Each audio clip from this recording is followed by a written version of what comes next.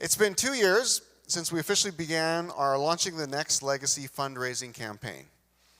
So we wanted to give a detailed update for those of you who are giving to our capital campaign. Also, we have a number of wonderful new people who have joined our church in the last 2 years. So they might even wonder when they see the banner on the wall or things like that, what is this whole capital campaign all about? So we thought we'd revisit why we started this in the first place.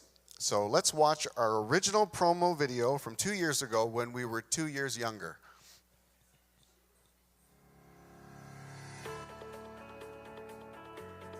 Hello, my name is Tamara Lewis, and I am the chair of our church's Launching the Next Legacy capital campaign. 40 years ago, our church congregation sold their current building, launched out in faith, and built this building on one of the most unique properties in the city. They renamed themselves Hillcrest Apostolic Church. It was a step of faith, but they believed God was in it. They built with a heart to reach more people for Christ. 40 years later, those who dreamed and prayed and sacrificed to provide this building are surrounded by those who have made Hillcrest their home church since then. We experienced the great blessing that their vision for the future and obedience to the Lord has provided for us. They have left us a legacy. And after many months of deliberation with the board and staff and building committee, and after receiving a positive vote from our regular attenders and members to go ahead, we have launched a capital campaign to set ourselves up for the next phase of effectiveness. This building is quite an incredible gift from one generation to another, and we want to make sure that we do our part to take care of it so we can pass it on to another generation.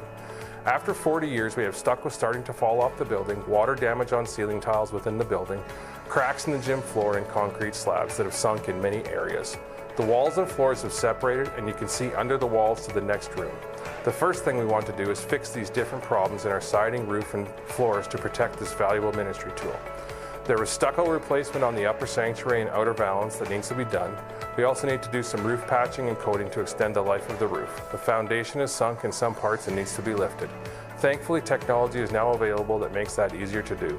We are also planning to replace many 40-year-old doors, and we need to replace our heating and control and some of our ducting. We've been entrusted with a valuable ministry tool, and we want to preserve it and enhance it for future generations of ministry. Our entryway is one of the first impressions we make with new people. We want this space to be welcoming and to communicate that we were expecting people to come and that we're glad they did. We want to replace our crumbling sidewalks by our handicap parking, renovate the foyer, and put in a welcome desk manned by several smiling, helpful people who can welcome and assist people as they come. This will reclaim lots of space in our foyer, and the whole area will feel larger. We also want to have indoor signage throughout our building that matches the design of everything else and helps people know where to go. Our kids ministry wing will be getting some big updates. Part of this will likely be a designated kids and family entrance with clear signage outside that lets families know where to come in. This will also communicate to the city that kids really matter here and that this is a church for families. Once inside, we want the check-in experience and area to be appealing for kids and easy for parents. We want new families to have a sense that things are well handled and that they can trust our team with their children. We also want it to be an atmosphere that can inspire faith conversations for our families. Our desire is to create a hospitable and inviting space for others to set them at ease and generate a sense of anticipation. 40 years ago, our church building and its tall steeple could be seen above the skyline of the city of Moose Jaw. Now, years later, we've gone from short trees and a tall steeple to tall trees and no steeple. We are much less visible to the city. The corner of our building that people can see from the service road and from Main Street is the back corner of our building. We'd like to make that corner more attractive and add much better signage. That includes standalone signage and signage on the building. Our current sign is old and tired and doesn't stand out anymore in the growing north end of our city. We want the whole city to know that we are a church that is active, full of life, and has something to offer them and their families. The last area we hope to renovate is our main gathering space, is our church auditorium where hundreds come every week to worship and hear the Word of God proclaimed. We have never had a sound system that was actually designed for our space. We would like to have a system that allows for current technology and that is friendlier for the ears of all ages. We also want a lighting system that enhances the overall experience while being able to control it with one centralized lighting board. Our carpet and seating are also overdue for an update as they are original to the building. We desire to renew our gathering space for the sake of our church family and for our community that uses it for graduations, Christmas programs, weddings, funerals, and conferences. So how will it work? We are envisioning God to supply $1.8 million through us over a 3-year period of time. You will be given a pledge card. We invite you to pray and to seek God as to how you will pledge to give to launching the next legacy. It is important for all of us to understand that our pledges and that our giving to launching the next legacy is over and above our tithes and regular giving. We desire to see that the regular ministries of Hillcrest Church continue to flourish and grow during this time. On Pledge Sunday, December 18th, we will welcome people to make a 3-year pledge. We can't all give the same amount because we all have different incomes. It's not about equal gifts anyway, but it is about equal sacrifice. To see this, it will take a new level of surrender, a new level of sacrifice, and a new level of trust in Him. I believe if each one of us will pray and ask Him what He desires for us to give, that God will provide all we need to see this project move from a desire to a reality. Jesus said in Matthew 5 to His followers, "You are the light of the world. A city on a hill cannot be hidden. So let your light shine so people will see your good works and praise your Father in heaven." According to Jesus, we are the light of the world here in Moose Jaw. I'm excited about what God will do through launching the next legacy. I'm excited about how He will expand our faith as we trust Him to build His kingdom.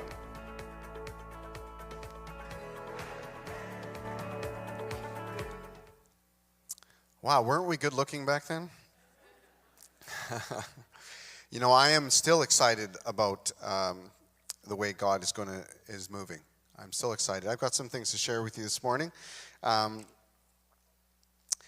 Launching the Next Legacy had a great beginning, as was mentioned in the video, with Pledge Sunday. There was a Sunday where our people were generous and full of faith and stepped forward to make total pledges of $1.36 million. This is a huge step forward for us as a church.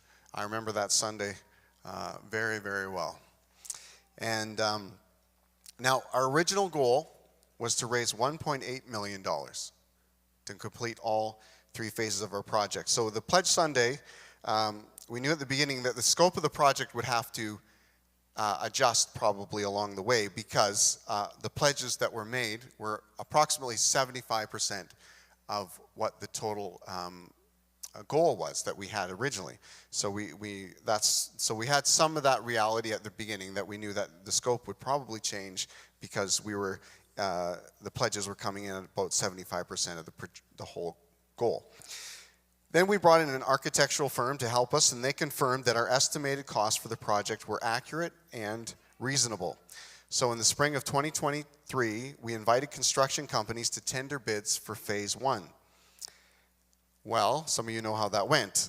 The architects were as surprised as we were when the bids came in much higher than what was estimated. There was a sudden rise in construction costs in 2023, and that was happening all over.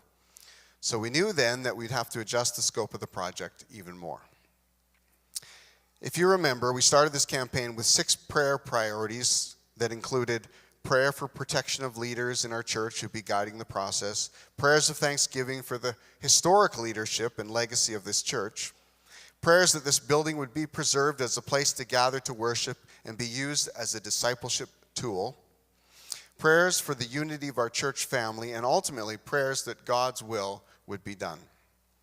Well, God has helped us in all of these things, especially in unity when it comes to this campaign.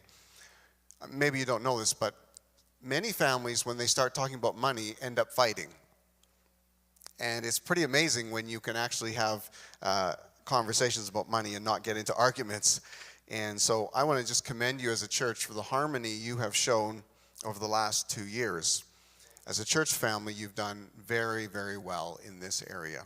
And I've been very blessed just to see your maturity and the way that you've been able to have conversations about money without any sort of disunity in that regard. So that's been a great blessing. On top of the unity of our church, 2 years later, we have many things to celebrate and thank God for. And I want to highlight a few of them. One of the biggest ones is people's remarkable commitment to give. You know, some people moved away and kept giving. Some people passed away and then their kids fulfilled their parents' pledge. Some people made pledges and then managed to fulfill them before the 3 years were up, and then just kept on giving and are still giving to this day. But the bottom line, or maybe the headline, is that people are faithfully fulfilling their pledges. And that's something that we need to honor and to celebrate. I'm so thankful for that reality. Here's the second one. Kids and youth are learning to be givers.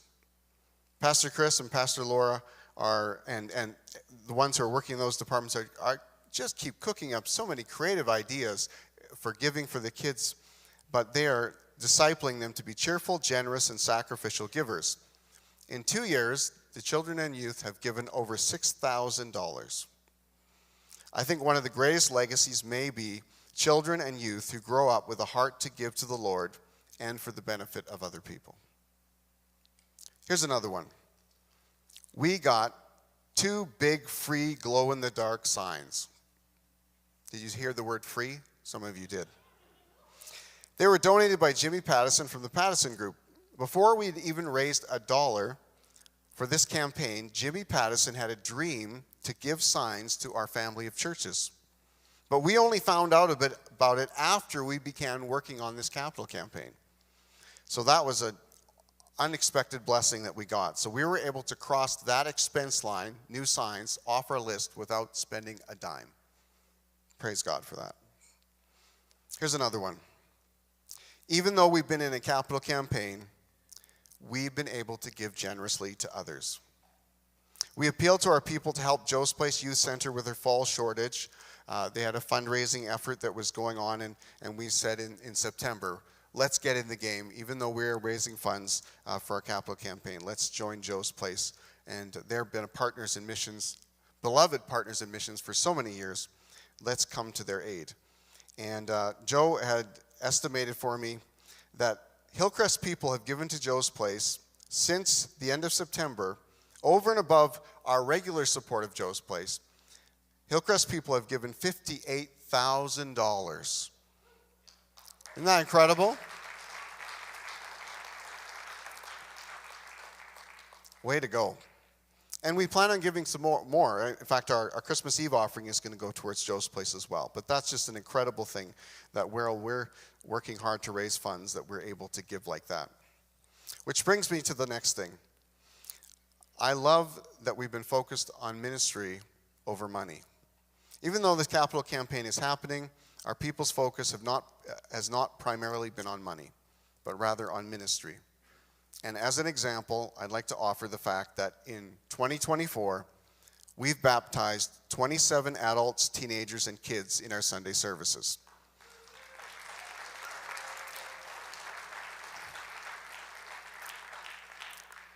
This is a 20-year record for our church.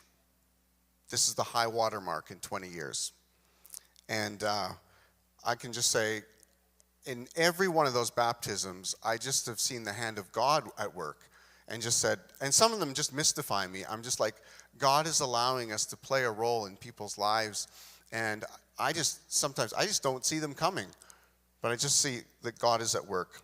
And it's been incredible. So that's something to thank God for and something to continue on in and believe for our future, that we can see multitudes getting baptized year after year in this church. All right, so let's talk numbers. How is the giving going? Okay, the giving so far. So the pledges were $1.36 million, and so far 76% of those pledges have been already given to the tune of $1,044,000. Now, there's also been giving from people who haven't made a pledge to the tune of $165,000. So the total giving that we've received so far is $1,209,000. Now, the next thing we want to look is what do we expect to receive by the end of 2025? Well, we do expect that we will get the full amount of money that has been pledged. There may be some who don't quite make their pledge. There are some who are giving over and above their pledge. So from those who've made a pledge, we expect to get to $1.36 million. And then we already have giving from those who've not made a pledge of $165,000. So those two add up to $1.525 million. So our current expectation for total giving by the end of 2025 from those who've made a pledge and the current giving from those who've not made a pledge, it surpasses our original pledge target of 1.36, and we expect to get to 1.525 or more. So that's also good news. That's the giving update. Now I'm going to invite my good friend Ken Stackruk, who's the head of the building committee, to come and give us an update on what's been done on the building side of this campaign. There's going to be some slides coming up here. They're going to show you some before and after pictures. They're not really exciting. They're just outside of the building, but they kind of give you a little idea of what's been happening. You can see there's the top row is what the building looked like before, and the bottom row is the updated changes. So you can see the upper valance is all white. The brown tin facades have been removed, and a lot of leaking in that area has been sealed up. Next slide. So you can see more of that area, the white around the back of the gymnasium and rooftop units. You can see some of the roof patching in the center one at the middle. You can see those strips. That's where the roof was leaking, so they've been patched up. On to the next one. This upper right corner where all the golf balls are sitting there, see how the roof is wrinkled? That's what was causing the majority of our leaking, and those were cut out, and those strips that you saw on the last slide are what repaired them. So that's been a huge bonus. And then sidewalks. We got rid of some really cracked and ugly looking sidewalks and got things so people can walk without tripping. It's great. And then a special shout out to Dave, Brenda, and Gary for doing all the landscaping work of this church. It's looked amazing all year. Even though we've been doing renovations, they had, by the end of September, they had it all back. They had grass growing already. It was amazing. I just a big shout out to those three people.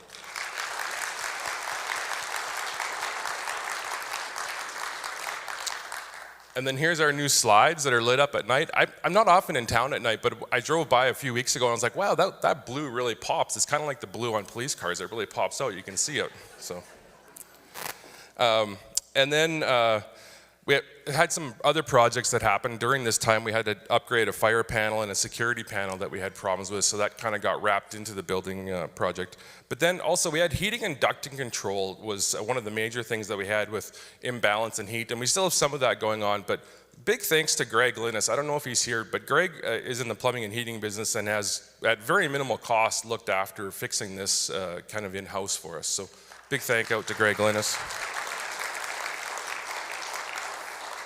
So I think we can go on to the next slide here, kind of a financial recap. You can see there, the outside of the building was finished, landscape and repair, brand new sidewalks, those kind of things were done, signage. And then on to the next slide. So in our first part of phase one, we still have to complete the lower valance, which is that white stucco around the lower rim of the lower part. So that's $650,000, and then there's some architectural fees and building permits and a few small repairs to be done. So that's about another $725,000, which takes us really close to that $1.525 million. All right.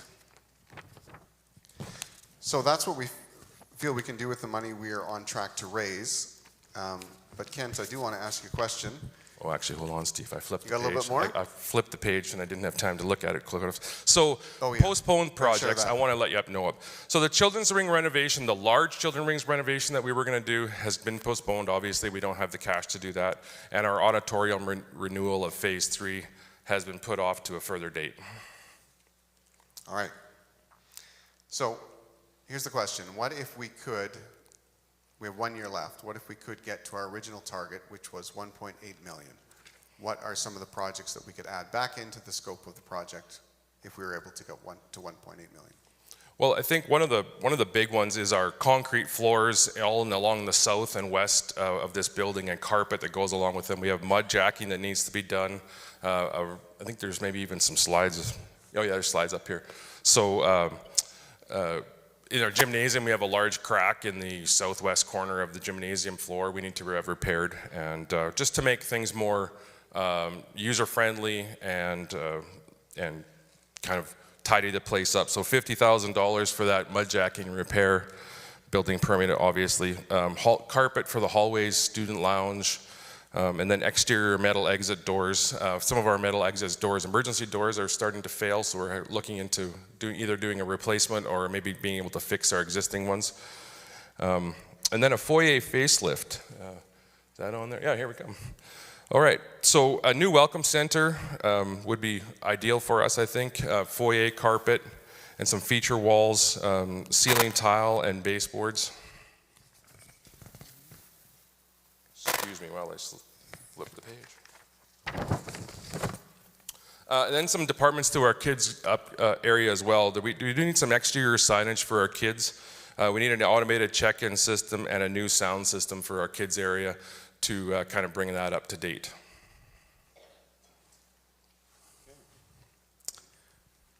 Well, let's give a great big thanks to Kent and the building committee who's worked so hard.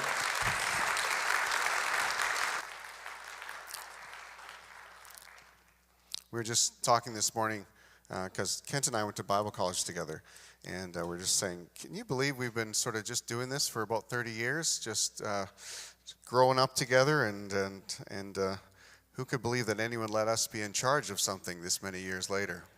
We're saying if the Dean of Students was around, he'd be surprised. So with 1 year left, we wanted everyone to know where we stand. Our annual operating budget in the first year of our capital campaign, which was 2023, ended in the black. And that was really exciting because we were raising so much money, especially that first year. That was a huge fundraising year. And then to have our operating budget in the black as well was awesome. Incredible year of giving. This second year, we're running a bit of a deficit compared to the first year. So we're about $55,000 behind last year's giving at this point. So if you put it into this context, this year we've raised $277,000 for the capital campaign. So that's $277,000 ahead.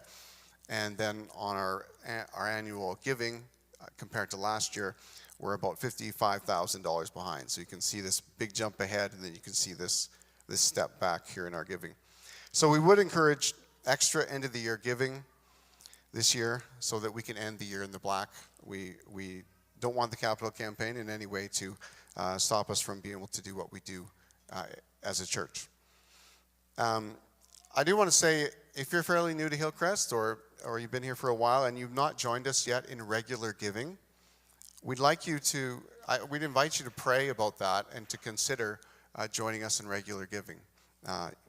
And we also want to invite everyone to consider helping us to finish strong in this last year of our capital campaign. We do think it's possible for us to get to 1.8 million by the end of 2025. But it's going to take a concerted together effort, just like it did at the beginning, to launch this campaign. So if you've not made a pledge, or maybe you have made a pledge but you've already fulfilled that pledge, would you consider making a 1-year pledge? You see the pledge cards they're in the bench in front of you. They're probably just tucked behind the Bible there. Our invitation is to take a pledge card like this between now and the end of January, and we invite you to think and pray about making a 1-year pledge, a new formal commitment to our future as a church. So this is a decision to make prayerfully.